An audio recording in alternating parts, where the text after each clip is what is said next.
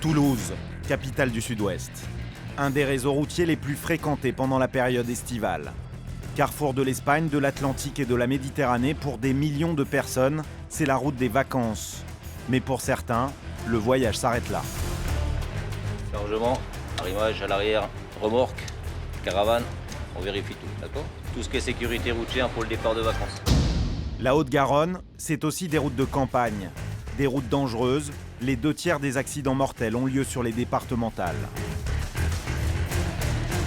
Il y a un siège de gamin à la voiture. Ça, et surtout, ça fait un peu chier.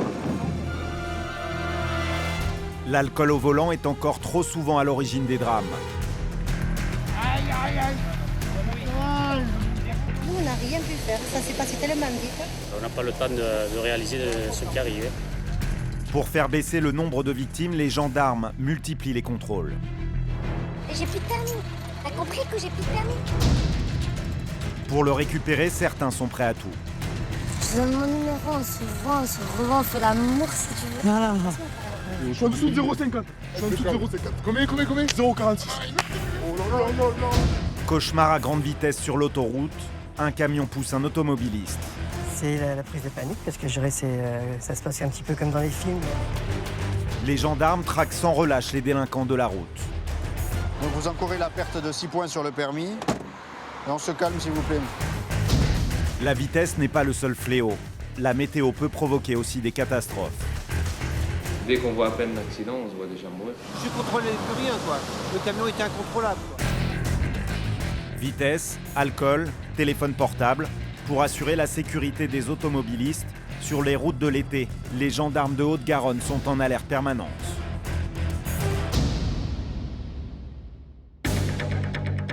Toulouse. Escadron de sécurité routière, samedi, en fin d'après-midi. 2 accidents de mort. Ça se passe sur les parallèles. Le major Fourcade a mobilisé ses hommes quand il est appelé en urgence. Un nouvel accident vient de se produire sur une route de campagne, à 15 km de Toulouse. Les 2 véhicules accidentés, un accident de face. Ils sont percutés face à face. Apparemment, ça serait assez grave. Le major redoute le pire. En Haute-Garonne, comme dans toute la France, les 2/3 des accidents mortels ont lieu sur les routes départementales. Pompiers et gendarmes de la brigade voisine sont déjà sur place. L'état des véhicules laisse présager le pire. Bon, frontal. Pour l'instant, un Delta Charlie Delta, 2 véhicules impliqués. Delta Charlie Delta, décédé. Le conducteur de cette voiture est mort sur le coup. Dans l'autre véhicule, les secours tentent d'extraire le conducteur, gravement blessé. Pendant que les pompiers maintiennent la voiture, les médecins du SAMU donnent les premiers soins. Est-ce que tu as pu récupérer son identité, monsieur? Ouais. Ce jeune homme s'appelle Florian, il a 20 ans. Il se rendait à l'anniversaire de sa copine. Les gendarmes tentent également de trouver l'identité du conducteur décédé. C'est à eux qu'il revient de prévenir les familles. Il y a un siège de gamin à la voiture. Ça, et sur son téléphone, une image, fond d'image, c'est un gamin. Ça fait un peu chier. Finalement, c'est grâce à la vignette de son assurance que le conducteur est identifié. C'était un jeune père de famille de 28 ans. Dans ce genre de circonstances dramatiques, les gendarmes ne se contentent pas d'un coup de fil. Ils se déplacent pour annoncer la mauvaise nouvelle aux familles. J'ai pas envie d'appeler la famille comme ça, quoi. Non, il faudrait aller la voir. Ouais, mais faut avoir l'adresse. Et Rabastens, on peut pas envoyer quelqu'un sur place voir s'il y a que... T'appelles le COG 81 et moyen envoyer la brigade. J'appelle le COG. Pour demander d'aller à cette adresse-là. Ouais. C'est ce qu'il faut faire. On va pas appeler, il faut que quelqu'un se déplace. Les secours ont réussi à libérer Florian de sa voiture. Le jeune homme souffre d'un début d'hémorragie interne et de multiples fractures. Il est évacué en urgence à l'hôpital où sa famille doit le rejoindre. Les gendarmes, eux, poursuivent leurs investigations. C'est bon le véhicule? Non, on va juste, avant que vous l'enleviez le verre, on va faire une double photo. Bon, on a déjà eu des témoignages, donc on sait à peu près ce qui s'est déroulé. Maintenant, il faut confirmer avec les éléments matériels de l'accident. Le corps du conducteur décédé est pris en charge par les pompes funèbres. Depuis plus de 20 ans, le major est intervenu sur de nombreux accidents. À chaque fois, il pense d'abord aux familles des victimes. Alors, lorsque ce sont des personnes très très jeunes, bon, évidemment, c'est un drame. La famille, là, ça va être un drame. Je ne peux pas dire qu'on s'y habitue, mais bon, on est obligé de faire avec. Hein, autrement, il faut bien des pompiers, des gendarmes. On est obligé, voilà, c'est comme ça.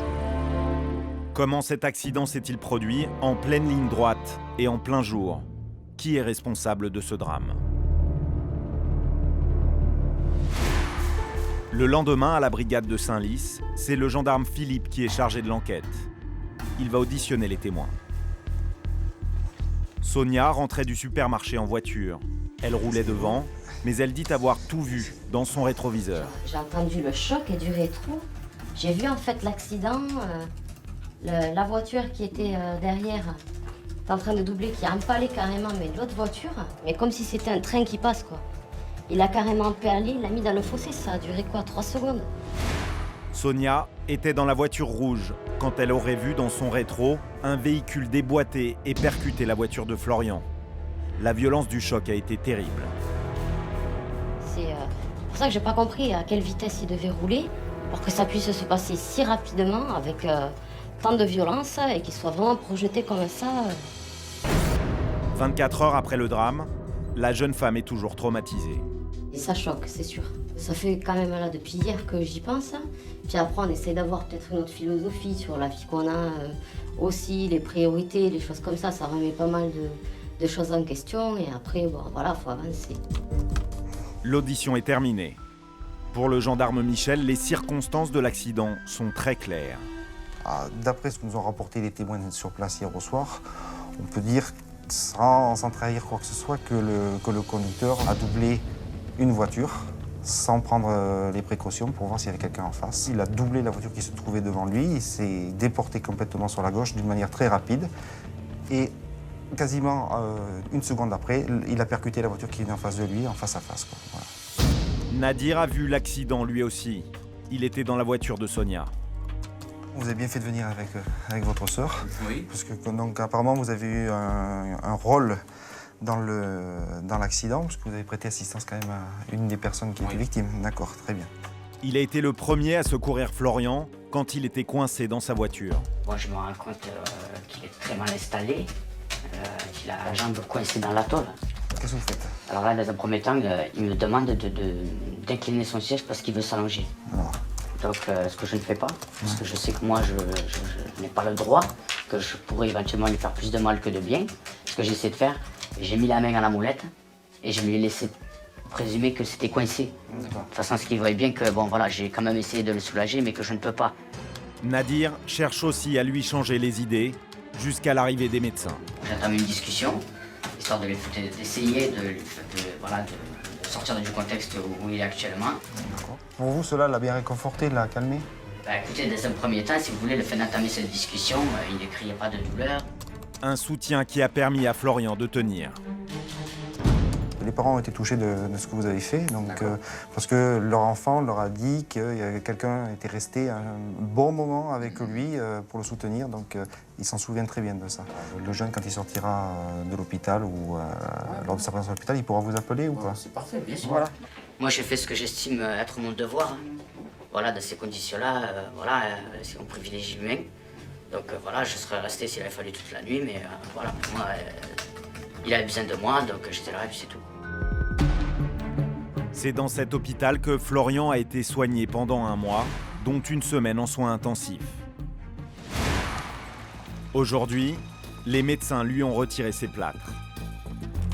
C'est le début d'une longue rééducation. Entouré de sa famille, il réapprend à marcher. Le jeune homme sait qu'il revient de loin. Et moi, je me souviens le voir arriver, doubler une scénique, et après, je me vois le prendre, et après, je me réveille dans la voiture avec un témoin qui vient ouvrir la portière pour me demander comment ça allait, quoi. Ses parents et sa sœur n'oublieront jamais cette terrible soirée. Il est 21h quand ils reçoivent un appel téléphonique. Le téléphone qui sonne, c'était Florian. Au bout du fil, j'avais un gendarme qui m'a appelé. Il m'a dit non, c'est pas Florian, ici c'est la gendarmerie. Il me dit votre fils a eu un accident grave, il me dit. Et bon, il faudrait que vous veniez de suite. Et après, bon, j'ai été chercher sa mère. Mon mari qui me dit c'est Florian. Je dis quoi Florian? Il me dit il a eu un accident, je suis en voiture. Quelqu'un qui est rentré, il a coupé la route, il m'a dit. C'est en arrivant à l'hôpital qu'ils en apprennent un peu plus sur l'état de santé de leur fils. Physiquement, à peu près 7 fractures. Et après, tout ce qui est dans le ventre, voilà. Contusion pulmonaire, côlon. Le côlon fissuré, donc ce qui a occasionné un séjour aux soins intensifs. Un début de... J'ai début d'hémorragie, quoi, donc il est sous surveillance. Plus de peur que de mal. Oui, ça, c'est après qu'on le... Oui, mais bon, sur le moment, c'est pas la même chose. En tant que parent, on le voit sur un fauteuil à vie ou un truc comme ça, après, paralysé ou quoi que ce soit, quoi. Malgré ses blessures, Florian pense aussi à la famille de l'homme qui l'a percuté. C'est vrai que quand tu te mets à la place de l'autre famille, ça doit pas être facile non plus, quoi. C'est ça, surtout. Ça peut arriver à tout le monde, quoi. Ça aurait pu m'arriver ou comme ça aurait pu être l'inverse, quoi. Nous, on a eu la chance de l'avoir encore. On se remet tout doucement, quoi, disons. Tout ensemble. Florian est un miraculé. Depuis le début de l'année, 30 personnes ont trouvé la mort sur les routes de Haute-Garonne. La vitesse est bien souvent à l'origine de ces drames. Pour lutter contre les chauffards, la gendarmerie a créé une unité spéciale, la BRI, la Brigade Rapide d'Intervention. Frédéric et Olivier sont chargés de traquer les fous du volant. Pour les aider, ils disposent d'une arme redoutable, une Mégane RS, spécialement préparée pour la gendarmerie française.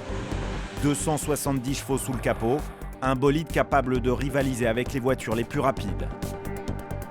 Au volant, Frédéric et Olivier font partie des 163 pilotes formés à la conduite extrêmement rapide.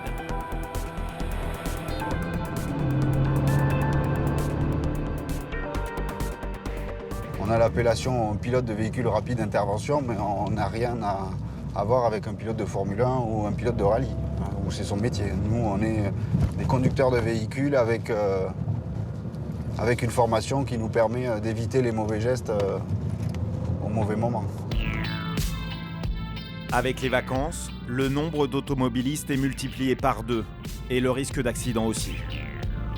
Les gendarmes ont choisi de se positionner sur une voie rapide, bien connue dans la région. Une route réputée dangereuse et limitée à 90 km/h. En fait, il y a une bifurcation entre la route qui va sur l'Andorre et l'autoroute. Il y a beaucoup de gens qui coupent les voies parce qu'ils se rendent compte au dernier moment qu'ils se sont trompés de direction, en fait. Et lié à la vitesse, il y a souvent des accidents là sur cette sortie. À leur disposition, des jumelles dernier cri à visée laser. Un instrument qui permet de mesurer la vitesse à plus de 400 mètres. Quand le conducteur les aperçoit, il est souvent trop tard. 166 km/h. Non, la Laguna. Le gendarme passe devant la Laguna et la garde bien en vue dans son rétro. Mais là, je ne perds pas de vue le contrevenant pour qu'il nous suive et qu'il ne nous échappe pas.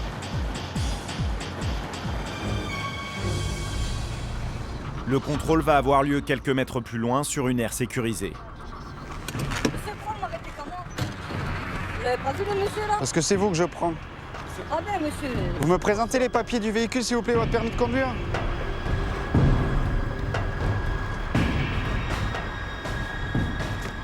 Donc on vous arrête pour l'excès de vitesse, on vous a contrôlé à 166 km/h.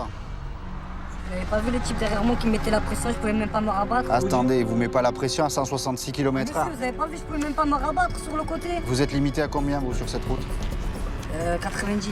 80. Vous êtes jeune conducteur jusqu'en 2014. Les jeunes conducteurs ont un permis probatoire pendant 3 ans. Ils sont soumis à des limitations spécifiques.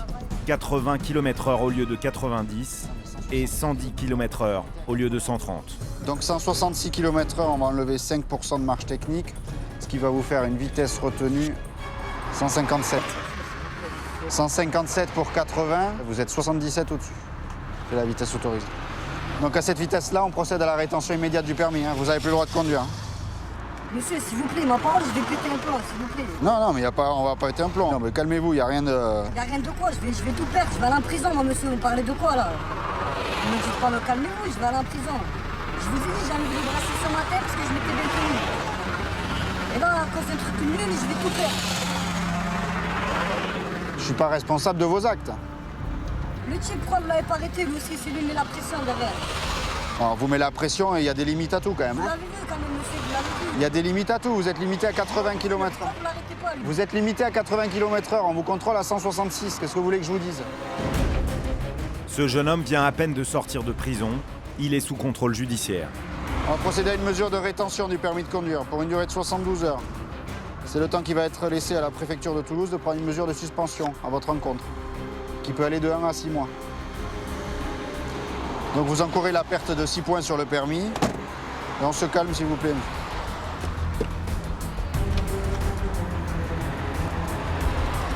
Donc est-ce que vous avez moyen de prévenir quelqu'un qui vienne à deux? Comme ça, ils peuvent prendre la voiture. C'est bon, je suis pas un abruti. Non, mais je vous ai jamais pris pour un abruti. On l'a déjà enlevé le permis, c'est la 3e fois, là. Et après, on va vous remettre une convocation à notre unité pour demain matin. Je viendrai pas. Là, il vaudra mieux pour vous venir. Hein. Mais je fais quoi, là, en fait, monsieur J? Je vais rentrer en prison pour rien. Autant que j'aille dans une bijouterie, là, je prends un fusil à pompe, j'y vais, je la baraque, c'est mieux. J'y vais pour quelque chose. Ah bon? En parole, je vais devenir fou. C'est quoi cette loi, là? C'est la loi que vous êtes trop vite. Et là, tout ce qu'il peut vous dire, ça changera pas votre avis? Ah ben non, hein. Rien du tout, non. Non, sinon on arrête de travailler. Et puis bon, apparemment c'est pas la première fois, donc on va le convoquer au bureau. Pour qu'il soit auditionné, on appellera le parquet pour voir ce qu'il décide par rapport à sa situation. Le gendarme contrôle la validité du permis de conduire, identifie le véhicule, tout est en ordre. De son côté, le conducteur s'est rendu à l'évidence. Je vous l'ai dit, je sais.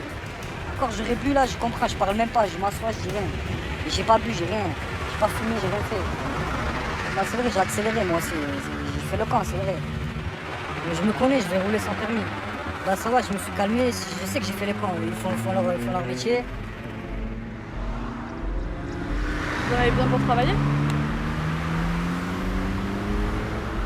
Après, moi, le travail, la vérité, je m'en fous. C'est juste pour faire plaisir à ma mère. Parce qu'en vrai, moi, je m'en bats les couilles. Sinon, je deal, je vole et voilà. Je vais en prison, la prison, c'est rien. On va en prison, on fait de la muscu, on ressort musclé. Ce jeune homme fanfaronne, mais pour le moment, il reste sur le bord de la route en attendant que sa mère vienne le chercher. Le lendemain, Frédéric patrouille avec Mylène, gendarme adjoint volontaire. Sur cette route, limitée à 90 km/h, les excès de vitesse sont fréquents. Les deux gendarmes ne vont pas attendre très longtemps. Cette voiture rouge dépasse largement la vitesse autorisée.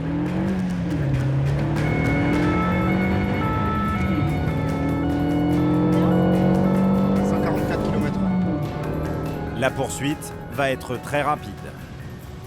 En 19 secondes précises, Frédéric rattrape le chauffard et l'invite à quitter la voie rapide pour faire le contrôle sur une route moins fréquentée.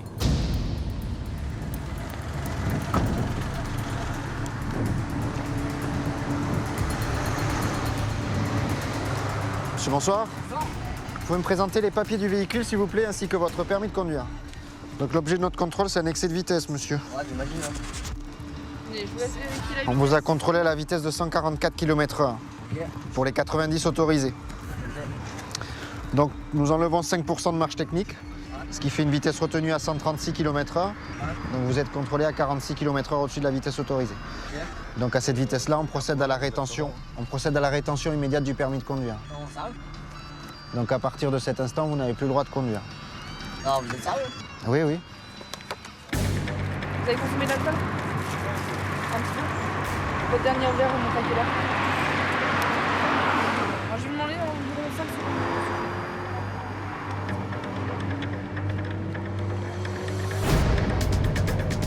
On va vous immobiliser du véhicule. On va aller. Oh non, mais vous allez pas. Non, vous allez pas immobiliser les véhicules. Quoi. Le véhicule, il va se faire. La fourrière et tout. Non, je parle pas de fourrière. C'est bon, récupérer la voiture, la fourrière. C'est pas une question de fourrière. Le jeune homme appelle sa compagne pour lui demander de venir chercher sa voiture. Frédéric l'emmène à la gendarmerie pour mesurer son taux exact d'alcoolémie.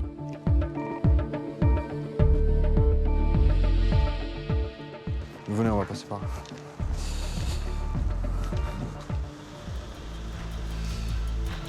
« 0,94, près de 4 fois la limite légale. Le chauffard commence à s'inquiéter de son sort. Le pire, c'est quoi? Le pire, c'est quoi? Ça reste un délit, donc c'est 6 mois de suspension. L'amende, ça peut aller jusqu'à 1 500 € d'amende. Combien? 1 500. Mais après, c'est fonction des revenus. Non, mais c'est pas... Attendez. Après, il y a vos revenus qui rentrent en compte aussi là-dedans. C'est la loose, quoi. Après, évidemment, c'est leur métier, voilà. Chacun son boulot. Contre les délinquants de la route, Frédéric est convaincu de l'utilité de la sanction. Là, on est en alcoolémie positive, en vitesse positive, enfin en vitesse excessive. Des états d'âme, on ne peut pas en avoir. Il y a un cumul d'infractions qui fait qu'on n'est même pas sûr que la proportion que la personne n'arrive pas chez elle en vie. Il vaut mieux l'avoir là, avoir la sanction qu'elle a, mais être sûr que demain, elle soit chez elle. Voilà. C'est ça le fond Le fond de la motivation, c'est sauver des vies. Ce ne sera jamais quantifiable en sécurité routière par rapport à notre action, mais on est certain qu'on en sauve, puisque les chiffres parlent quand même au niveau national. On est descendu en dessous des 4000 morts, donc on en était à 10 000 il n'y a même pas quelques années. Donc c'est quand même... le répressif a fonctionné aussi. Même si à la prise de conscience des gens sur certains dangers, le répressif a fonctionné. J'espère pas la prochaine. Ah non, hein. Bon, bonne soirée, hein. Bonne nuit, je sais pas ce que vous allez essayer d'en serrer 2-3 autres. Vous mettez devant le portail, vous avez un interrupteur sur votre droit. Le conducteur va retrouver sa compagne à la sortie de la gendarmerie. Elle prendra le volant pour rentrer à la maison. Les statistiques sont formelles. Tous les week-ends, le nombre d'accidents augmente. Les gendarmes le savent. Chaque fin de semaine, ils redoutent le pire. Le major est appelé une nouvelle fois en urgence. Encore un accident grave. Oui, vous pouvez me rappeler l'adresse exacte de l'accident? L'accident vient de se produire sur une route de campagne que le major connaît bien.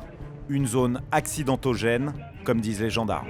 Apparemment, il y a au moins un véhicule, 1 ou 2 motos.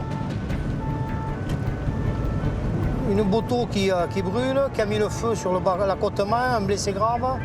C'est un accident important, quoi. Le major est appelé en renfort par le COG, le centre opérationnel de la gendarmerie, qui centralise tous les accidents dans la région. Quand il arrive, les pompiers sont déjà sur place. La victime de cet accident est un motard. Aïe, aïe, aïe. Les pompiers et les médecins du SAMU tentent de soulager sa douleur.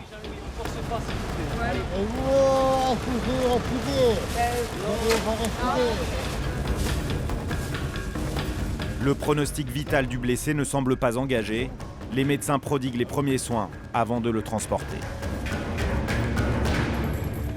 Quand vous avez quand même eu un gros choc, on va vous amener à l'hôpital Purpan. D'accord? Ce sera le point. Ok, donc on va vous prendre un hélicoptère. On va vous faire quelques calmants pour que vous soyez bien. Et voilà, s'il y a bien le moindre souci, vous nous dites. Ok? La moto a pris feu immédiatement après le choc. Il ne reste qu'une épave. Le major essaye de comprendre les circonstances de l'accident. Comment le motard a-t-il pu percuter 2 véhicules sur une ligne droite?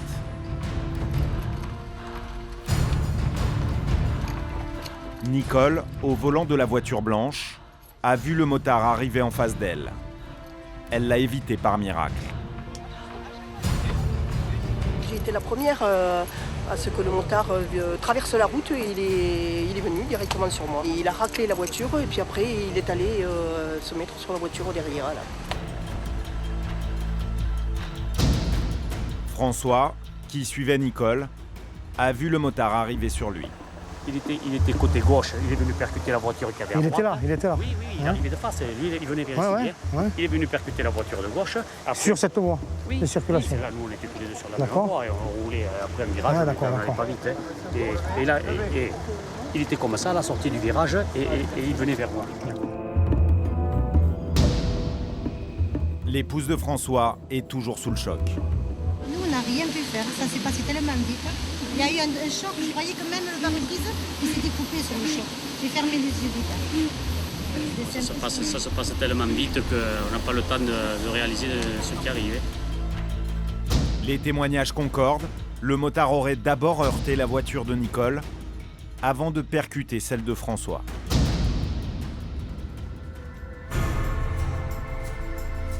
Les deux conducteurs sont soumis aux tests d'alcoolémie et de stupéfiants. Résultat négatif, ils sont mis hors de cause. Mais alors pourquoi le motard s'est-il déporté sur la gauche? Le major pense que c'est peut-être son taux d'alcoolémie qui est en cause. Il sera mesuré à l'hôpital. Il vous dit quoi votre flair dans cet accident-là? Non, c'est les médecins. C'est les médecins qui... Je pense que ça va venir des médecins. En cas d'accident corporel, tout doit être consigné. Photos, prise de mesure avec un dromomètre. Les circonstances et les responsabilités doivent être clairement établies pour les assurances ou les tribunaux en cas de procès. 23,50 m, la roue avant gauche, du point fixe 3. C'est pour repositionner pour l'enquête les véhicules, que ce soit en position exacte, quoi. Quelques jours plus tard, les analyses de sang révéleront que le motard avait un taux de 0,40 mg d'alcool par litre d'air expiré. Il serait donc responsable. En Haute-Garonne, un tiers des accidents de la route est lié à l'alcool.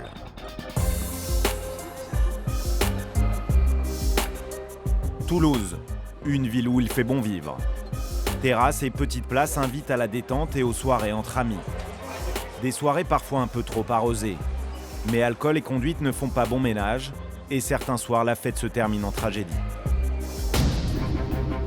Pour faire changer les comportements, le commandant de l'escadron de sécurité routière multiplie les opérations anti-alcool au volant.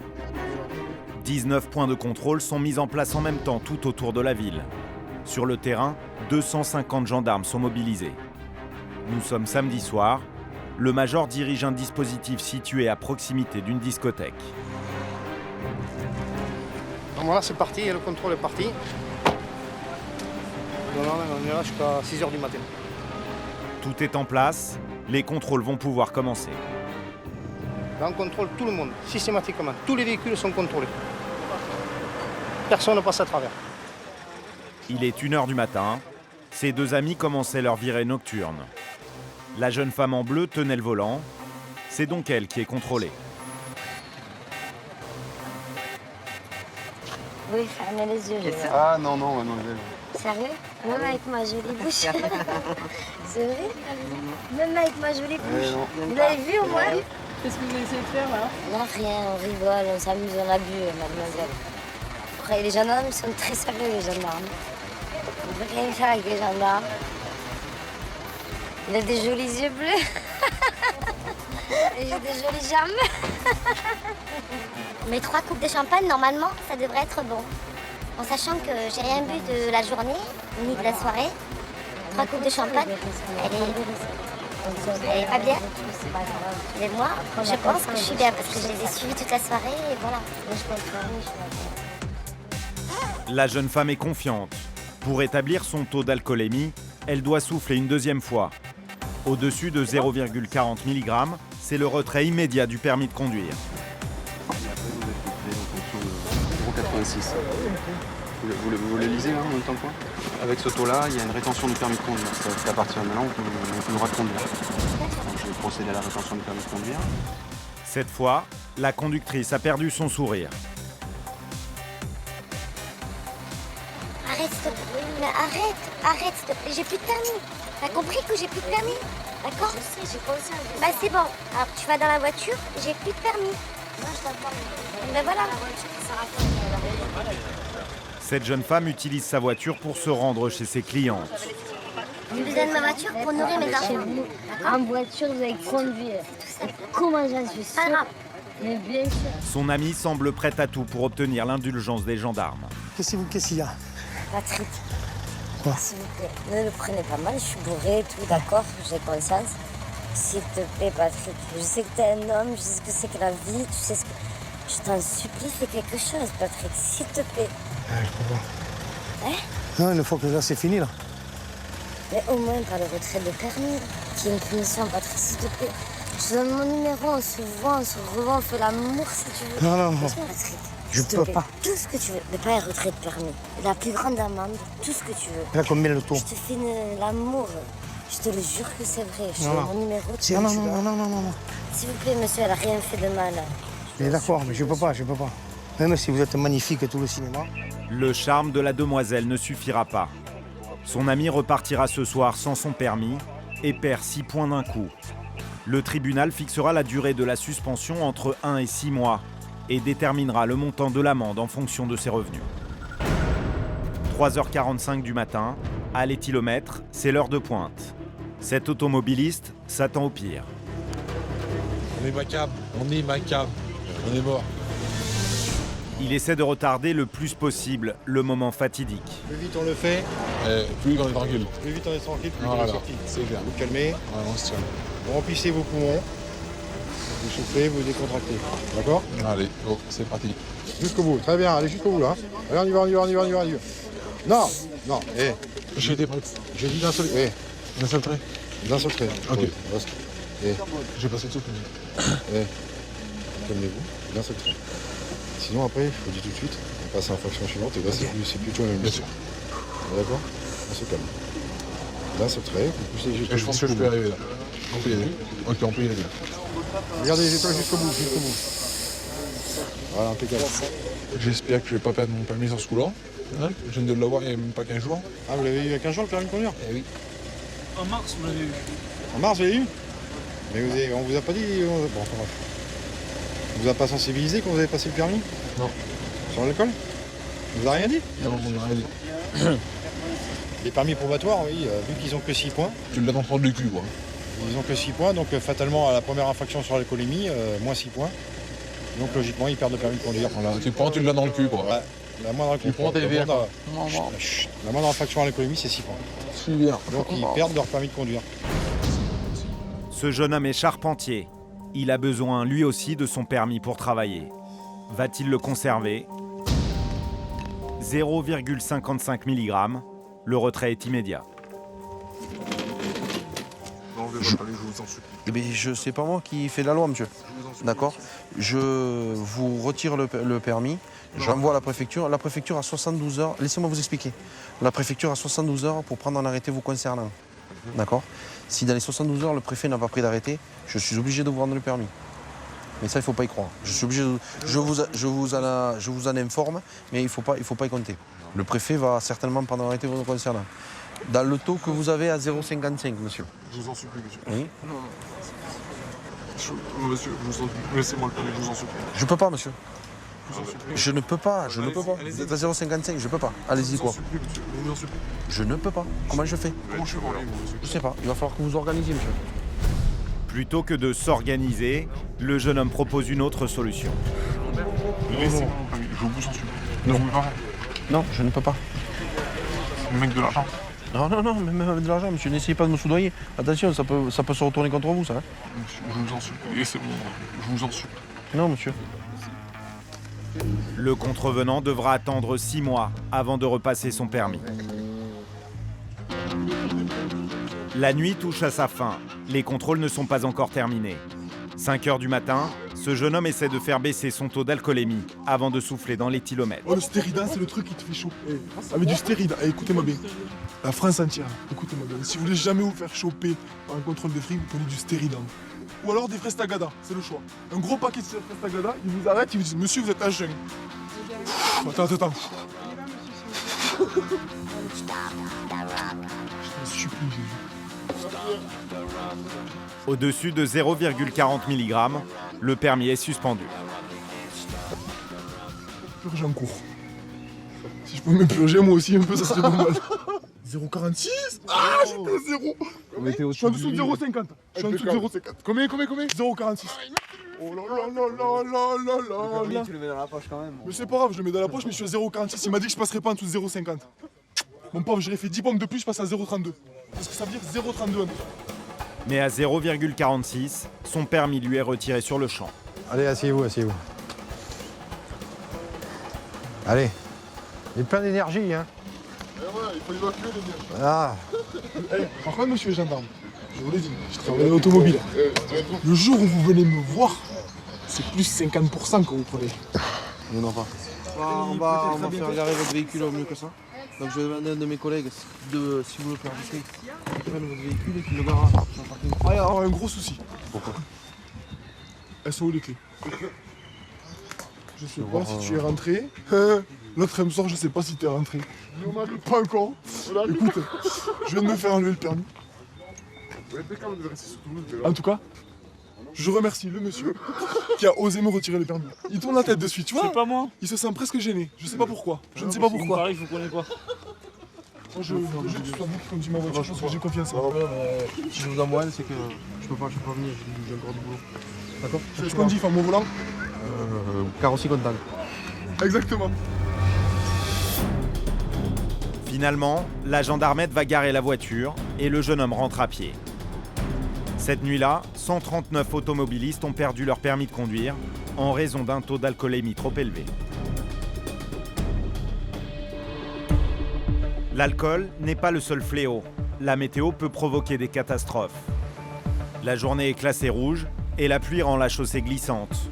Il est 10 h quand un premier accident est signalé sur l'autoroute des 2 mers reliant Toulouse à Bordeaux. Un camion a traversé le terre-plein central et s'est encastré dans la glissière de sécurité. Le commandant Alves, à la tête de l'escadron de sécurité routière, est en route pour superviser les secours. Il y a de fortes chances que ce soit lié au temps, vu que la chaussée est humide. J'ai besoin de renfort, Le semi-remorque a traversé les bois, donc j'ai un bouchon sur les 2 voies, sur 200 circulation. La chaussée actuellement est humide et après quelques jours de forte chaleur, il y a un phénomène qu'on appelle le verglas d'été qui la rend particulièrement glissante. Je crois qu'on arrive. 2 km de bouchons se sont déjà formés. La circulation a été réduite sur 2 voies. Il faut éviter le suraccident et rétablir la circulation au plus vite. Je viens juste d'arriver sur place. Donc on a des gênes de circulation dans les 2 sens. On a un poids lourd qui a traversé le rail central. C'est cette voiture qui a percuté le camion. Ses occupants, 2 jeunes qui partaient en vacances, sont emmenés à l'hôpital dans cette ambulance. Au milieu du terre-plein, Alain, le chauffeur du poids lourd, est toujours sous le coup de l'émotion. Il m'a percuté au niveau du porte-caisse. Ça l'a sauvé parce qu'il serait encastré sous la semi sinon. Je n'ai rien vu, hein. J'ai simplement ressenti un choc. Ça m'a mis en portefeuille et puis je ne pouvais rien faire parce que je ne contrôlais plus rien, quoi. Le camion était incontrôlable. Selon tous les témoignages, c'est la voiture conduite par les 2 jeunes qui aurait heurté le camion et provoqué la catastrophe. La priorité est maintenant de dégager les véhicules pour rendre l'autoroute aux vacanciers. Le commandant prend les opérations en main. Non mais là, parce que si on coupe là, le morceau, on le remet au centre. Ça fait qu'une coupure. On va essayer de rouvrir au plus vite. On va enlever les morceaux de rail à droite et à gauche. Ils peuvent la couper eux, nous on a... Non mais eux ils coupent, on met tout au centre, on resserre et on rouvre. Pompiers, gendarmes et personnel de l'autoroute unissent leurs forces.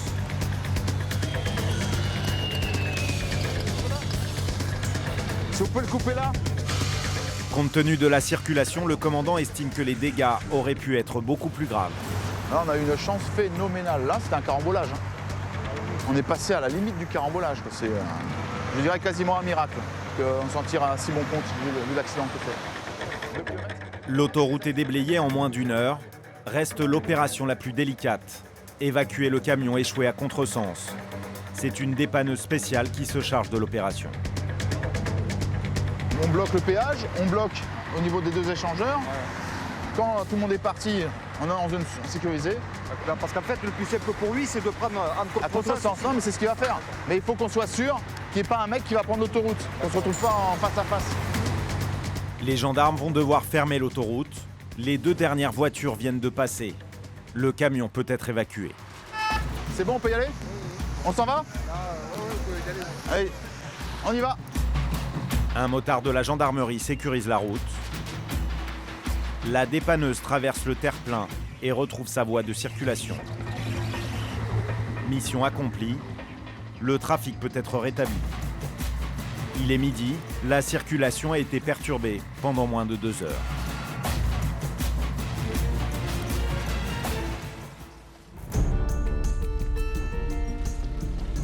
Le lendemain, au peloton autoroutier. Le major Fourcade ramène les 2 blessés, Nicolas et Gaëtan, qui tenaient le volant. On va aller voir les papiers. Hein. Ces jeunes vacanciers partis de Versailles pour rejoindre Barcelone se souviendront longtemps de ce qui leur est arrivé. Donc, hein, là, vous avez tous vos effets. Sur là, qu'est-ce que vous avez là? Juste fracture de la rotule et quelques bleus. Ça m'a tellement frappé que ça m'a fracturé l'os de la rotule. Oh, le coco, 2 hématomes. Franchement, pour un accident de voiture, c'est rien. C'est rien. Tout va bien. On va rentrer chez nous en un morceau, tout va bien. Les 2 jeunes sont conscients qu'ils ne sont pas passés loin du drame. Ça fait vraiment peur. Vraiment, vraiment. C'est en une fraction de seconde, tu vois tout arriver, tu te dis ouais, ça c'est fini. Pour quelle raison Gaëtan a-t-il accroché le camion? Donc en fait, le camion, si vous voulez, il était au milieu. Et moi, donc j'allais le dépasser par la gauche. Et donc je voyais le camion qui zigzaguait un peu. Et en fait, au dernier moment, il me fait attention, sinon on va se manger le camion. Et en fait, on voit que le camion se décale un peu plus que d'habitude. Donc sur le moment, je me suis décalé, mais j'étais beaucoup trop près de la ligne du milieu. Donc en freinant, mes roues elles ont glissé. Je suis parti directement sous les roues du camion.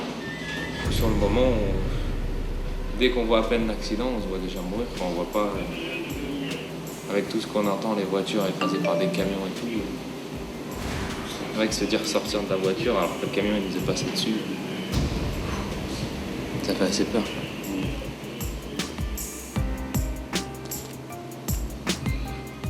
C'est quelque chose, là, mais tu réfléchis quand même après. Tu te dis, je vais faire comment après une fois que je monte dans une voiture? Moi, je te jure, ça m'a calmé. J'ai plus envie de conduire rien du tout. Non, on va raconter ça à quelques gens, je pense, et je pense qu'il y en a qui vont se calmer. Nicolas et Gaëtan envisagent quand même de repartir en vacances. Ah, j'espère, ouais, je pense. Peut-être pas au mois de juillet, mais au mois d'août. Ouais. En mois d'août, en train. Tiens, en train. Voilà. Let's go. En attendant, les 2 jeunes rentrent à Versailles. Au revoir. Pour trouver du réconfort auprès de leur famille. Quelques jours plus tard, au peloton autoroutier de Toulouse, un homme vient porter plainte. Il dit avoir été victime d'une poussette. Un camion l'aurait poursuivi et poussé volontairement sur le périphérique. Il y avait le camion et une voiture qui était devant, donc je me suis intercalé entre le camion et la voiture. Je me suis aperçu très vite que le camion il roulait plus vite que moi parce qu'il arrivait assez vite dans mon dos. Donc j'ai fait signer un signe de frein, que j'étais pas à la même vitesse que lui. Et je l'ai vu se rapprocher de plus en plus, jusqu'à me cogner dans la voiture une fois. Et là, c'est la prise de panique, parce que je dirais, ça se passe un petit peu comme dans les films, l'attaque de camions qu'on voit quelquefois. Et j'entendais le bruit du moteur du camion qui s'emballait. Et une deuxième fois, qui est venu me percuter, une deuxième fois sur l'arrière de la voiture. Sa voiture porte encore les traces de la poussette. Selon sa version, l'automobiliste se serait donc rabattu entre la voiture et le camion et se serait fait percuter à 2 reprises avant de prendre la bretelle de sortie pour rentrer chez lui. Qui est le chauffeur du camion qui a poussé ce monsieur au risque de provoquer un terrible accident? Le major Fourcade et le gendarme Bastier vont tout mettre en œuvre pour le retrouver. Les caméras de surveillance du périphérique ont-elles filmé cet accident? Pour le savoir, il suffit au major de descendre d'un étage. Bonjour, messieurs, dames. Il y a eu un accident sur le périphérique intérieur avec des lits de fuite. On a un dépôt de plainte. C'est pour voir si je pouvais visualiser la vidéo, voir si on peut récupérer quelques renseignements. Nous sommes au centre de contrôle du trafic des autoroutes du sud de la France. Des centaines de caméras situées à des points névralgiques filment la circulation en continu. Le major espère que l'accident a été enregistré. J'ai récupéré une image ici, là. Donc on voit un camion qui se rapproche très près d'un véhicule. Voilà. Ça c'est le camion. Ah oui, c'est lui. Et voilà. D'accord, et la voiture s'arrête là. D'accord. Voilà, il est percuté ici, là, sous le pont. D'accord. Là, je vais vous faire une réquisition et je vais saisir.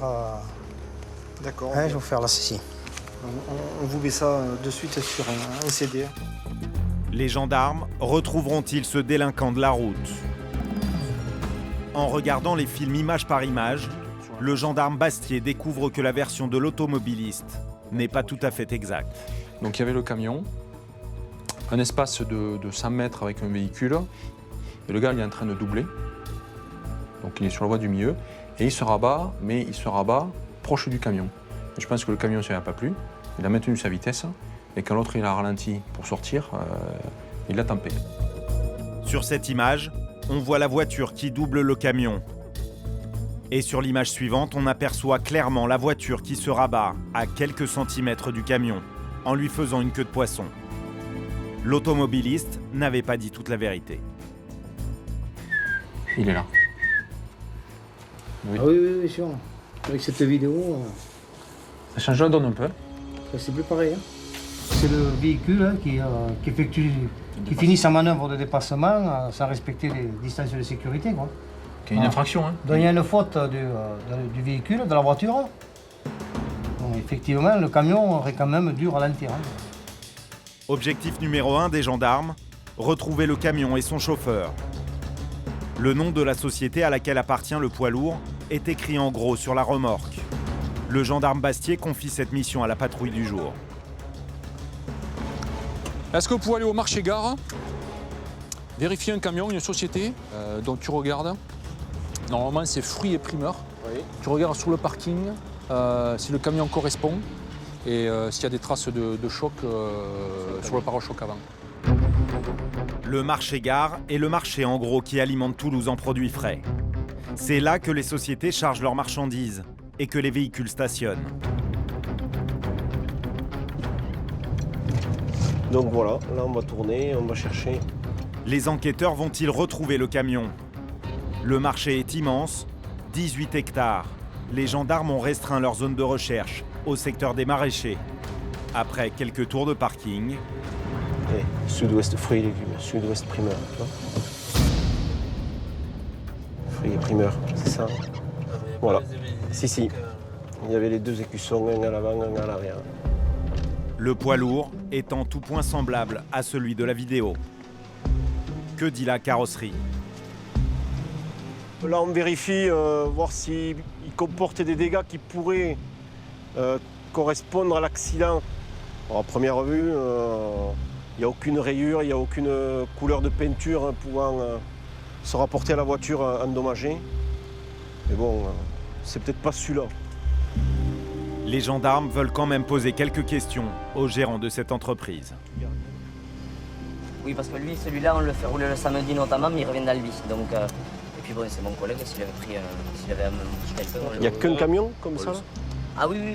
C'est pas une flotte de camions avec une inscription? Nous, on vend des légumes sur le marché, si vous voulez. Quoi. Après, ouais, les mêmes inscriptions, c'est Delquet. Parce que le camion, il y a un an à peu près, on l'a acheté à Delquet. L'enquête ne sera pas longue. La société en question est située juste en face. Mais ces camions sont tout blancs. Aucun logo sur la remorque. Le chauffeur fautif appartient-il à cette société?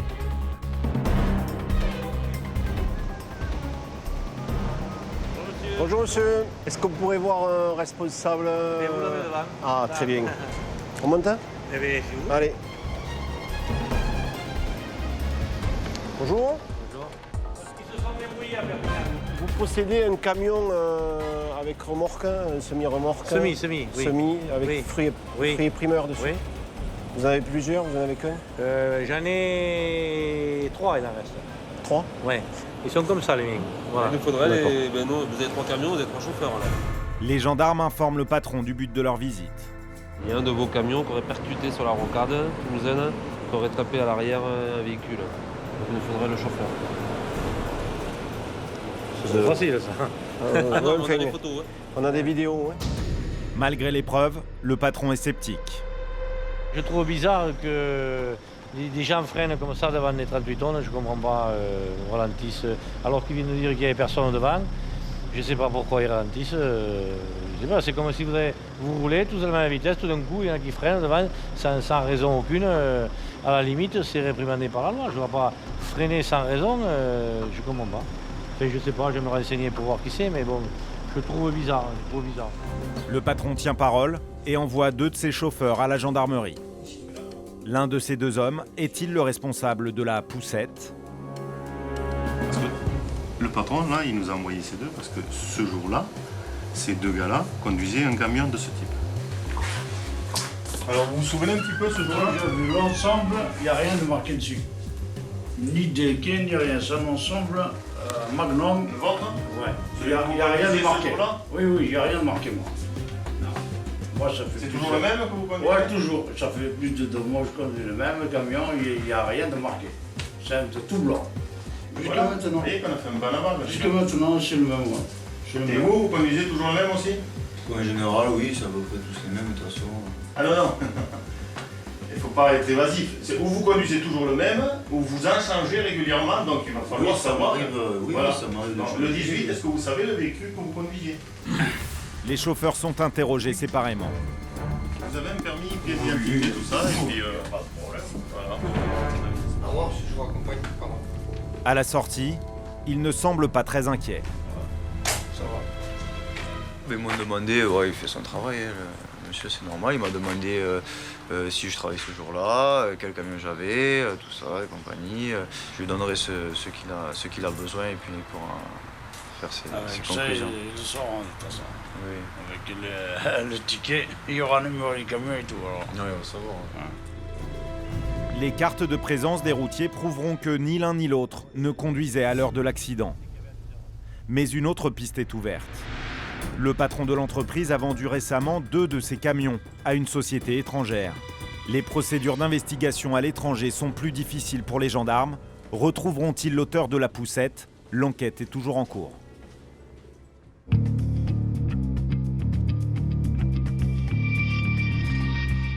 L'été, le danger se trouve parfois là où on ne l'attend pas. Sur les routes de campagne, les engins agricoles sont de sortie. Et les automobilistes doivent redoubler de prudence. Le major Fourcade est appelé sur un accident qui vient de se produire à proximité de Lévignac, à 30 km de Toulouse.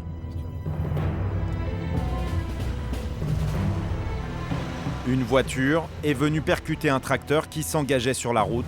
L'agriculteur s'en sort bien. Vu la masse d'un tracteur, on est protégé quand même. Mais enfin, je suis mal à l'aise par rapport à cet accident qui vient d'arriver. Face à un tel accident, qu'est-ce que vous voulez? On le subit. Pompiers et médecins du SAMU tentent de sortir la conductrice de la carcasse de sa voiture et de l'allonger sur une civière rigide pour protéger ses vertèbres. La collision a été terrible. Vu le choc qu'il y a eu, un choc énorme, elle aurait pu décéder sur le choc. L'agriculteur a-t-il commis une faute? Le major commence son enquête. Et où c'est que vous a percuté? À l'avant, quoi. Et vous tape à l'avant, quoi. C'est sur l'avant du tracteur que la voiture est venue se jeter. Mais moi j'étais garé là, en dehors de la chaussée, je m'apprêtais à prendre cette route. Donc je me suis avancé d'1 mètre sur la chaussée. Cette voiture était très au loin et puis un instant elle a été là. Ce qui a le plus étonné l'agriculteur, c'est l'attitude de la conductrice. Et alors le comportement de cette conductrice, alors qu'elle aurait pu m'éviter, mais rien, elle n'a pas bougé, elle n'a pas freiné, elle n'a rien fait du tout. Par contre qu'elle dormait au volant. Un comportement étrange, d'autant que la dame semblait rouler à vive allure. Pour vous, c'est la vitesse excessive. Et puis elle n'a pas réagi à rien du tout, comme si elle était insultée à sa voiture. C'est ce comportement, moi, que je n'arrive pas encore à réaliser ce comportement. L'agriculteur met aussi en cause la chaussée qui a été rétrécie pour laisser la place à une piste cyclable. Alors le problème, c'est que on devait nous agrandir la route pour le 380, on nous l'a rétréci. Alors aujourd'hui, avec les engins agricoles, eh bien, on empiète. D'accord, vous passez plus. On empiète constamment. Les moissonneuses batteuses, eh bien, elles marchent à cheval sur la piste cyclable et sur la bande bétonnée. Parce qu'on ne peut pas faire autrement. Voilà. Je comprends. C'est une idiotie, ça, sans nom. Il y a eu une dizaine d'accidents. La conductrice a eu de la chance. Emmenée à l'hôpital, elle s'en sort avec plusieurs fractures. Mais les prélèvements sanguins montreront que son taux d'alcoolémie était élevé, 0,63 mg d'alcool, plus de 2 fois la limite légale. Ce qui explique sans doute son comportement étrange.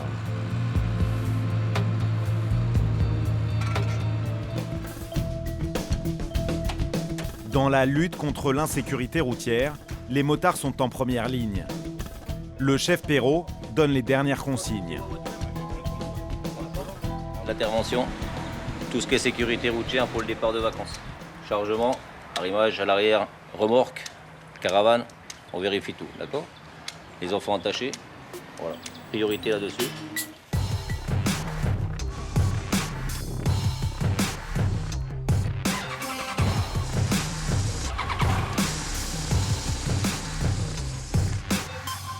Le peloton motocycliste de la Haute-Garonne, c'est plus de 130 hommes.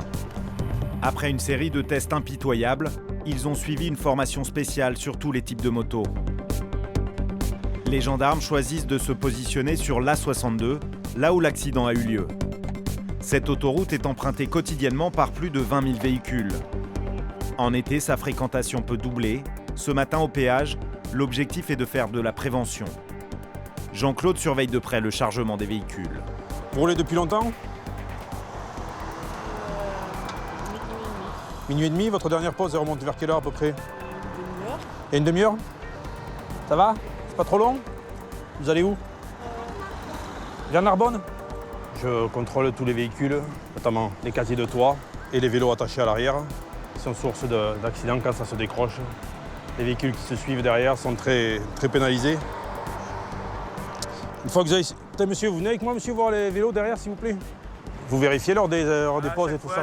Ouais. Retendre un peu tout ça, là. Hein? Ça s'arrête tous les 2 heures, regardez. Ouais, c'est bien. Hein. Allez, je vais vous laisser repartir.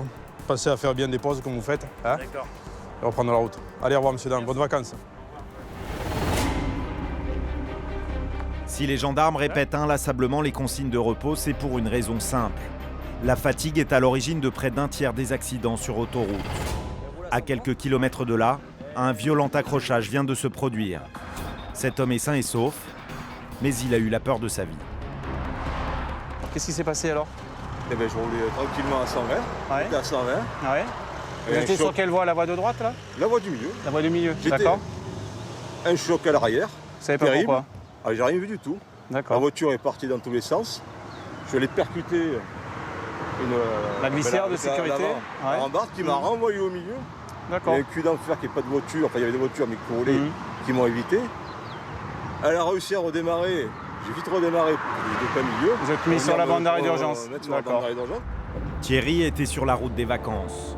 Il sait qu'il a eu beaucoup de chance, même si sa voiture est bonne pour la casse. Tout s'est passé très vite. Boum, un choc et la voiture qui part. Vous tournez le volant et vous prenez le bon Dieu pour ne pas vous retourner. Et j'ai eu de la chance que personne soit derrière m'ait percuté en plus de plein feu, parce que là c'était autre chose. On dit toujours, ça arrive qu'aux autres, mais on a beau faire gaffe, on a beau faire attention, rouler gentiment, tranquillement. La conductrice, a priori responsable de l'accident, est choquée, elle aussi. Mais ce que je comprends pas, c'est que je roulais, j'avais mis le régulateur, je roulais, il n'y avait pas de souci, et tout d'un coup j'ai entendu un bruit et j'ai vu la voiture dans tous les sens. J'ai pu maîtriser ma voiture parce qu'en fait, comme le monsieur allait dans tous les sens, il a fait toute la route, je me suis mis complètement sur l'autre côté. Comment la conductrice a-t-elle pu percuter la voiture devant la sienne? Le gendarme soupçonne un état de fatigue. Elle a eu un moment d'absence, je pense. Peut-être un petit moment où elle s'est assoupie, elle ne sait pas ce qui s'est passé. On a fait le dépistage alcoolémie, il n'y a pas de présence d'alcool, donc je pense que c'est un petit moment d'assoupissement. Elle ne s'est pas rendue compte, ce qu'on appelle le micro-sommeil, et elle a percuté la voiture devant. Donc ça aurait pu être bien plus grave. Donc c'est bien. Je sais pas si c'est bien. J'ai mon bébé qui n'est pas mangé, donc je sais pas si j'ai fait tout ça. À cause de moi. Parce que j'ai eu cet accident. Vous avez rien, c'est le principal. Oui, mais ma fille mange pas pour l'instant. Oui, mais ça aurait pu être bien plus grave, vous le savez. Je sais. Hein? Je sais. Les gendarmes remettent un PV d'accident matériel à chacune des parties pour leur compagnie d'assurance. La jeune maman va pouvoir retrouver sa fille. Faute de véhicule, Thierry peut dire adieu à ses vacances.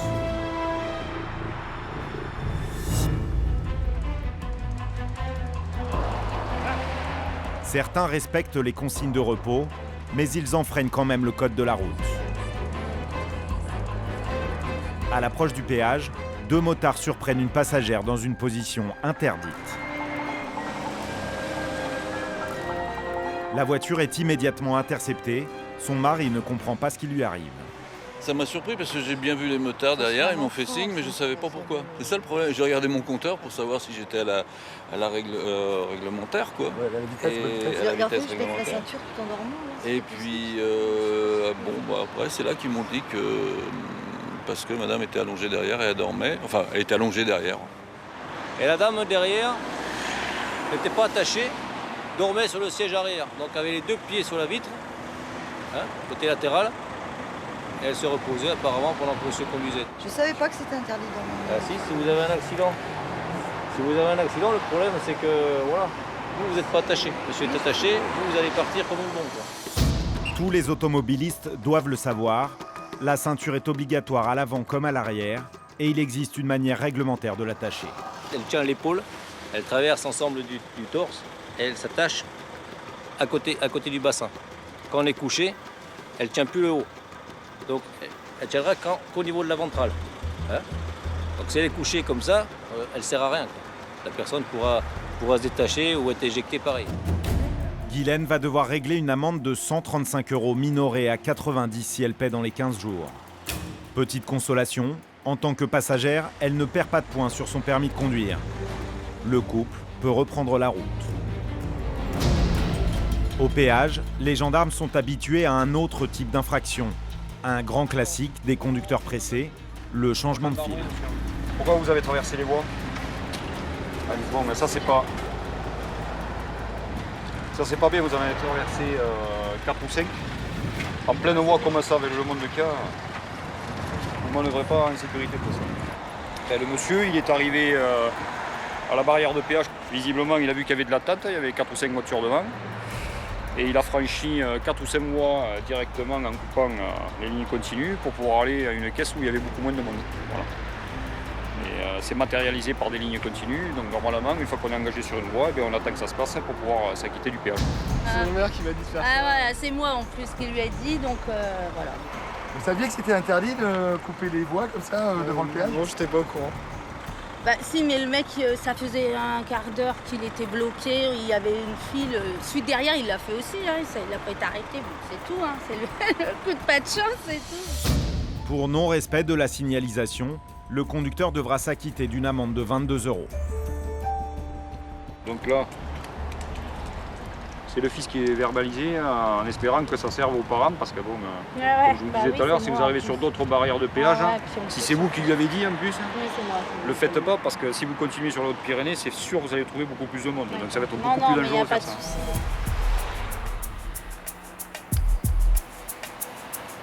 Quelques mètres plus loin, le chef Perrault repère un véhicule un peu trop chargé. Vous pouvez baisser la fenêtre, monsieur, s'il vous plaît? C'est cassé?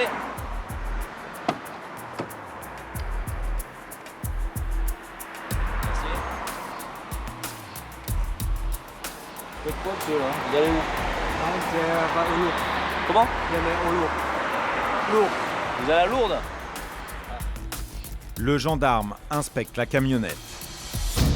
Ce monsieur a l'air bien chargé. À l'intérieur, il y a 9 personnes. La visibilité à l'intérieur n'est pas terrible. Je peux ouvrir là, s'il vous plaît? Regardez la sécurité. Voilà. Vous pouvez voir la sécurité? Les gens qui roulent sur l'autoroute, qui partent en vacances. Personne n'est attaché. Les enfants sont couchés dans le véhicule. Le problème, c'est que s'il a un accident ou s'il a quoi que ce soit, les deux enfants ne sont pas attachés. Déjà, les deux enfants partent, sont éjectés. Et les personnes à l'intérieur, là, les personnes adultes, ne sont pas attachées également. Donc c'est pareil, risque d'accident, risque grave de blessure. Oui, je sais, mais parce que je fais un lit pour un train dormir pour ça. C'est interdit ça, vous le saviez ou pas? Oui, oui, je sais, c'est comme ça. Pourquoi vous l'avez fait? Parce que c'est comme ça, les enfants qui sont attachés sur un sac comme ça, c'est sur la route qui est trop longue, pour ça, c'est eux qui sont fatigués. Le gendarme repère une autre infraction. Vous vous rendez compte que vous avez quand même des objets en ferraille dedans? Vous avez je sais pas quoi là? C'est pour faire du riz. Pour faire du riz. Tout ça, monsieur, si vous freinez en urgence, c'est les gens qui sont derrière qui ramassent, qui prennent ça dessus. Oui, voilà, vos enfants sont couchés. S'ils prennent un objet métallique, c'est quand même pas très sécurisant. Hein? Vous avez pensé à la sécurité de vos enfants? C'est vos enfants? Oui, je sais, comme ça j'ai pensé, mais parce que c'est comme ça. Ah oui, c'est comme ça, mais si vous freinez, ça part devant. Hein? Ok. Faut y penser avant le départ. Le chef Perrault décide de soumettre la camionnette à la pesée. Chaque essieu doit passer sur la bascule pour déterminer le poids total roulant. Ah, monsieur, vous comprenez le français? Oui. Hein? Un petit peu? Donc vous êtes en surcharge, le véhicule est en surcharge. Et vous avez 300 kg de surcharge. Oui, excusez-moi, parce que les enfants comme ça ramènent les trucs pour les vacances. Comme ça, vous avez amené des trucs pour les vacances, mais enfin vous êtes en surcharge, monsieur. La surcharge est un risque d'accident grave. Elle peut entraîner la surchauffe et l'éclatement des pneus. Pas question pour le gendarme de les laisser continuer leur route. Vous allez prendre vos dispositions maintenant pour décharger et pour mettre l'ensemble en conformité. C'est-à-dire les enfants assis, ok, d'accord, et qu'ils soient ceinturés pour le voyage. Oui, j'ai enlevé tout, maintenant on fait les ceintures. Comment? Maintenant je fais les ceintures. Vous allez faire les ceintures? Oui, maintenant c'est pour enlever les nappes pour ça, parce que je fais un lit pour ça. Vous enlevez les nappes, vous faites le nécessaire, d'accord? De manière, pour l'instant vous êtes immobilisé, monsieur. D'accord? Interdiction de repartir avec 300 kilos en trop. Il faut délester la camionnette. Heureusement, cette famille ne voyage pas seule. Des amis ont fait demi-tour pour récupérer l'excédent de bagages. Ah ben, j'ai déjà contrôlé tout à l'heure. Eh ben voilà. On va tous à Lourdes en fait. Bon, on va tous venir avec vous, alors on va monter avec vous en voiture, on va tous aller à Lourdes. Voilà, voilà. Voilà, ça c'est... Chargement vient d'arriver. Voilà. Ça c'est pas bien ça. Vous ouvrez, tout tombe. Ah, je croyais que je bien. Il faut répartir les kilos en trop dans chaque voiture. Si on enlève déjà 2 personnes adultes, lui, combien vous pesez? 65. 65 kilos. L'autre frère change également de véhicule, tout comme l'autocuiseur pour le riz. Ce qu'il faut enlever, c'est ça là. Ça, là. Vous les déplacez, vous me les mettez là s'il vous plaît. Ouais, mais il faudrait pas que votre voiture soit en surcharge aussi. Hein. Encore. Après un dernier passage sur la balance, c'est bon, il peut y aller. Le chef Perrault fait une dernière vérification. Bon, les enfants, vous restez attachés, hein, jusqu'à l'arrivée. D'accord? Les gendarmes se sont montrés cléments. Ils ont verbalisé la surcharge et un seul défaut de ceinture au lieu des 6 constatés. Au total, 270 €. La famille va pouvoir atteindre Lourdes sans risquer la catastrophe. C'est encore moi qui arrive le premier. Quoi. Ouais, mais j'ai pas pris de risque, moi. Un accident incroyable, quelques kilomètres plus loin. Le major n'avait encore jamais vu ça. Une voiture vient de perdre une roue sur l'autoroute. Le monsieur perd la roue. Les 2 conducteurs remplissent le constat. Ce monsieur percute sa roue. La roue a atterri de l'autre côté de la voie. Vous perdez une roue? Perdu une roue arrière.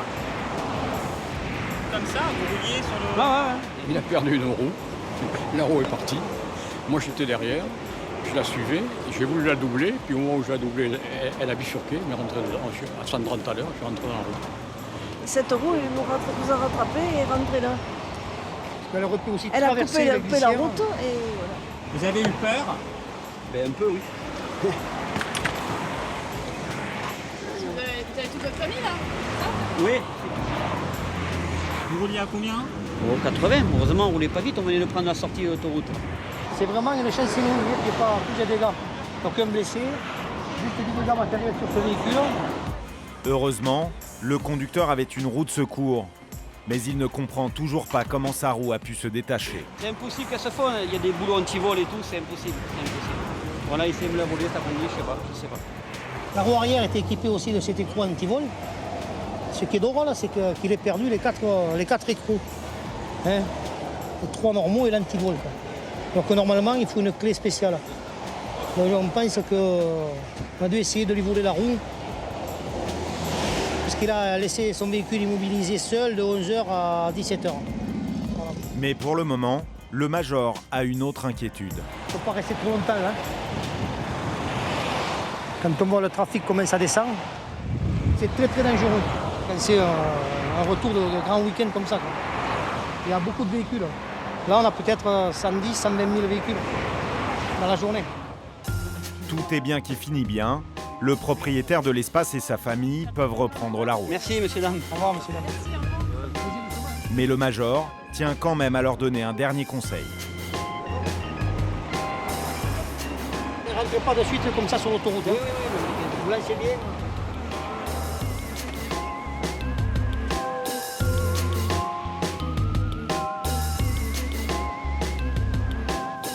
La 206, elle, n'est plus en état de rouler.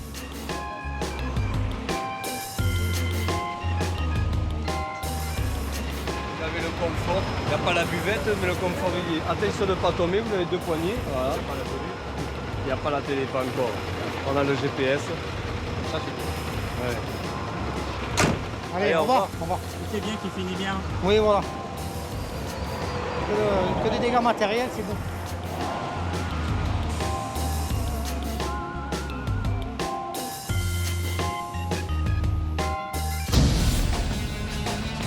Vitesse, conduite dangereuse, cet été, les gendarmes de l'escadron de sécurité routière de la Haute-Garonne ont placé la route sous haute surveillance. Cette fois, c'est du haut d'un pont qu'ils traquent les chauffards. Le dispositif est simple. En haut, les radars mesurent la vitesse. En bas, les motards sont prêts à foncer pour rattraper les contrevenants à la moindre alerte. Les jumelles viennent d'enregistrer un automobiliste à 151 km/h. Un motard se lance à sa poursuite.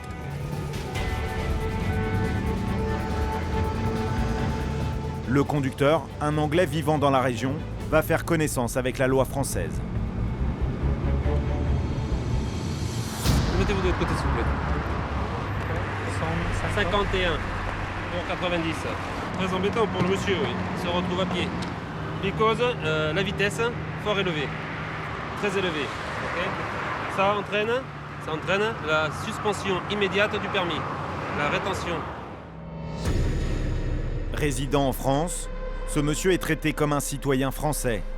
Son permis est suspendu. Seule différence, il ne lui sera retiré aucun point. I thought here it was 130 because I saw the sign for péage, so I was going faster.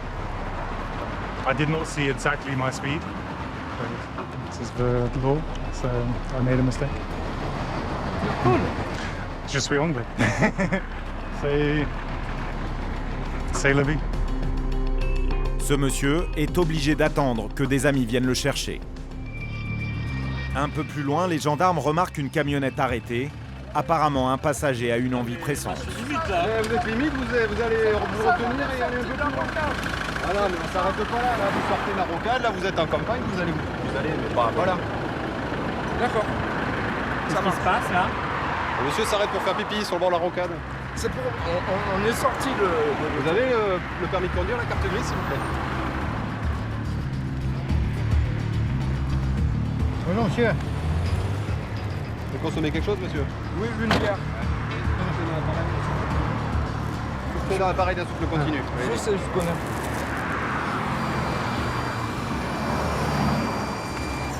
Il a grandi, le monsieur. Hein? Grandissez. Ah, mais j'ai plus de souffle, je suis fumeur, moi. S'il conduit sous l'emprise de l'alcool, la sanction sera immédiate. L'imprudence de cet homme peut provoquer un terrible carambolage. 0,20 mg, à peine en dessous de la limite légale. Limite, hein? Mais j'ai bu une bière à l'instant, je ne l'ai pas gâché, je l'ai dit. Il y en a certains, rien ne les gêne, ne les dérange. Ils s'arrêtent comme ça, en bord de rocade pour aller faire leurs besoins. Quoi. Voilà. Sur la voie rapide, c'est l'heure d'affluence. La circulation est dense, ce qui n'empêche pas certains conducteurs de dépasser allègrement les 90 km/h. Ouais, sous le pont. Sous le pont à 135. La voiture est interceptée un peu plus loin. Vous me présentez les papiers du véhicule, votre permis de conduire, s'il vous plaît? Circonstance aggravante, la conductrice vient à peine d'avoir son permis. Donc vous savez que vous êtes une jeune conductrice, hein. Vous êtes limitée à 80 km/h, vous savez? Donc contrôlé à 135 km/h, il vous sera retenu la vitesse de 128 km/h. D'accord? Donc par rapport aux 80 km/h dont vous êtes limité, ça fait 48 km/h au-dessus. À savoir qu'à partir de maintenant, là, tout de suite, là, vous n'avez plus le droit de conduire, mademoiselle. Je vais vous retirer votre permis de conduire. La jeune fille a obtenu son permis il y a 4 mois. Elle tente de faire bonne figure. Et pourquoi vous rouliez si vite? Mais je sais pas, j'ai pas fait gaffe. Comment vous allez faire maintenant alors? Je repasse mon permis. Maintenant vous ferez plus attention ou... Bah oui. Quelques secondes plus tard, la jeune fille commence à craquer. Ses larmes n'y changeront rien, le gendarme reste inflexible. Dans le département, un tiers des victimes de la route a moins de 25 ans. On a tellement de jeunes, on va dire, qui se tuent sur le bord de nos routes que de notre côté, bon, je me dis que peut-être que je lui enlève son permis, mais de notre côté, peut-être que je lui sauve la vie. La conductrice n'a plus qu'à appeler ses parents. Ils arrivent sur place quelques minutes plus tard. Bonjour monsieur l'homme. Elle vous a expliqué votre fille? On roulait un petit peu vite. Ouais. Pas beaucoup, mais... Enfin, pas beaucoup, assez pour perdre le permis de conduire. Complètement. Perdre le permis. Ah oui. Ça m'a donné 1500 €. Une brique, je le remets. Carrément, il faut repasser tout le permis. Oui. Il faut avoir une amende. Mais il y a une amende. Mais bon, elle roulait, on va dire, à 135 km/h pour 80, puisqu'elle est limitée à 80 km/h. Je pense qu'elle est assez malheureuse comme ça. L'apport, déjà, voilà quoi. Je pense que déjà la sanction est assez dure. Ah oui, j'ai gardé le permis de conduire. Ah oui. Nous, on vient de faire des efforts. Non, mais je le constate, mais si vous voulez, moi je la punis pas. C'est pas moi qui étais sur l'accélérateur. Vous comprenez ce que je veux dire? Peut-être lui donner une leçon, c'est ça. Moi, Elle vient de la voir. Je le conçois, mais bon. La jeune fille va devoir attendre 6 mois avant de pouvoir repasser son permis. Elle devra représenter le code et la conduite et payer à nouveau la facture. Ça fait mal au cœur, ça touche. Hein, on n'est pas non plus des machines et des robots. Ça laisse pas insensible. Hein. Une demoiselle qui pleure parce qu'elle a perdu et son permis de conduire et son travail, entre guillemets. Par les temps qui courent, c'est sûr que ça fait pas forcément plaisir, mais bon, on va se dire qu'on a peut-être fait une bonne action. On a peut-être sauvé la vie, mais bon, voilà, quoi. Eux, ils ne le voient pas comme ça. Eux, ils voient qu'ils ont perdu 1 500 €. Voilà. Et de nos jours, c'est vrai que c'est énorme. Les gendarmes repartent en patrouille. Le chef Perrault et le gendarme Lejeune sont les PAM du jour, les premiers à marcher. Leur mission, surveiller la conduite des automobilistes et intervenir si nécessaire. C'est une mission au quotidien, oui. Surveiller la circulation sur la A62 en général pour ceux qui sont de permanence chez nous. Et on va déjà surveiller la circulation, voir un peu les distances de sécurité, tout ce qui est circulation de voie centrale, etc. Après quelques minutes seulement, ils repèrent une voiture au comportement suspect. La première. Ça va être un patient. Et là, on a remarqué qu'il y avait un véhicule qui restait sur la voie centrale. Et qui restait sur la voie centrale. En fait, il fait un dépassement, il ne se replace pas dans la voie de droite.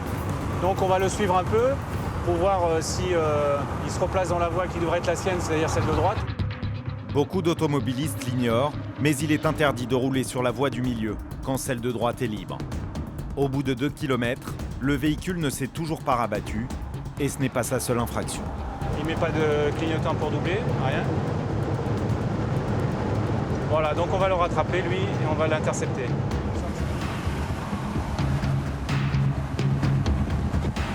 Il me regarde, il me dit qu'est-ce qu'il y a et on va lui expliquer ce qu'il y a. Les gendarmes l'obligent à s'arrêter sur une aire de refuge. T'as compris ou quoi?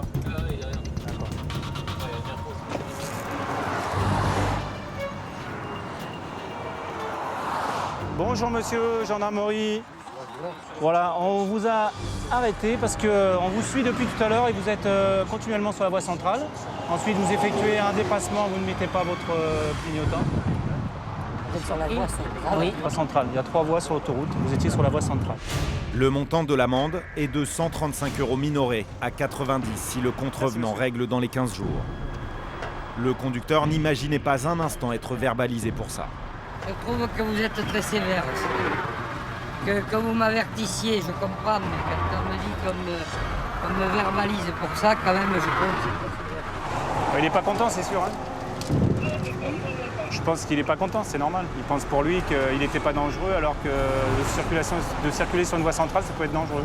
Parce que la voie de droite est libre, vous arrivez derrière, et parfois il y a des gens qui perdent patience et qui doublent par la droite, et là ça peut être très dangereux et ça peut être cause d'accident. Une cause d'accident que ce conducteur vient d'apprendre à ses dépens. À la sortie de Toulouse, les hommes du Major Fourcade ont mis en place un dispositif entre 2 ronds-points. À côté du premier, des gendarmes dans une voiture banalisée relèvent les infractions les plus courantes. Non-port de ceinture, absence de clignotant et téléphone au volant. Ils préviennent leurs collègues par radio qui les interceptent au rond-point suivant.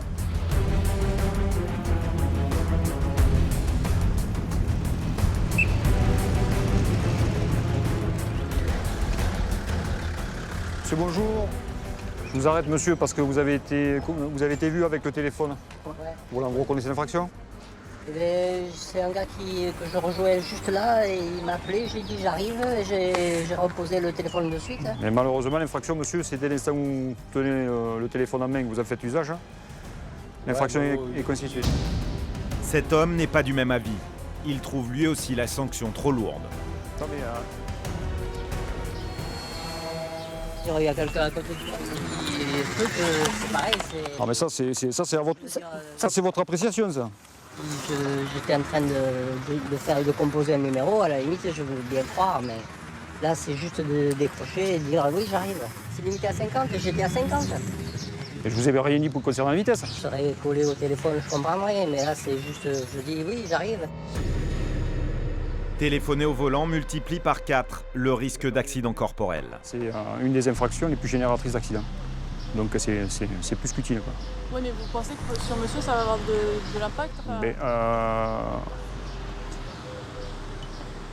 Vu l'interprétation du monsieur qui donne concernant l'usage du téléphone, pour lui, ça n'a pas l'air d'être très important, mais bon, ça caractérise quand même le fait qu'il il se sent peut-être un petit peu plus concerné par l'usage de son téléphone, par la communication qu'il peut avoir avec l'interlocuteur, que plutôt des risques qui peuvent surgir à tout moment devant lui en conduisant son véhicule.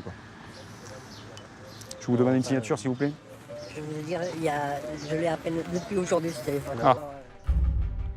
Depuis janvier 2012, la loi s'est durcie sur l'usage du téléphone au volant. C'est bon, négatif. Ce n'est plus un retrait de 2 points et 35 € d'amende. C'est une amende forfaitaire minorée à 90 €. Vous aurez 15 jours pour la payer à la réception du courrier. Sinon, après, on passe à 135 €, vous allez s'entraîner à la perte de 3 points sur votre permis de conduire. 90 €, mais vous vous rendez compte, je travaille pas, je suis chômeur. Là, moi, monsieur, c'est pas moi qui... Ah ouais, non, mais bon, 90 € pour dire... C'est pas moi qui légifère, moi, je suis simplement pour faire appliquer la loi, monsieur. On va rester chez soi, on va plus bouger, c'est ce qu'il faut faire, quoi. C'est dingue, quoi. Faut pas téléphoner, monsieur, en conduisant. Simplement. Pas téléphoner, ça répond, c'est dire... Si, mais c'est téléphoner, monsieur. Bon, je sais pas, il y a téléphoner. Seules les oreillettes et les kits Bluetooth sont encore tolérés au volant. Prévention, contrôle, répression, la fermeté des gendarmes a payé. Depuis janvier, le nombre de morts a diminué sur les routes de la Haute-Garonne. 30 personnes sont décédées au lieu de 35 l'an dernier, 5 vies sauvées. 5 familles épargnées par le drame.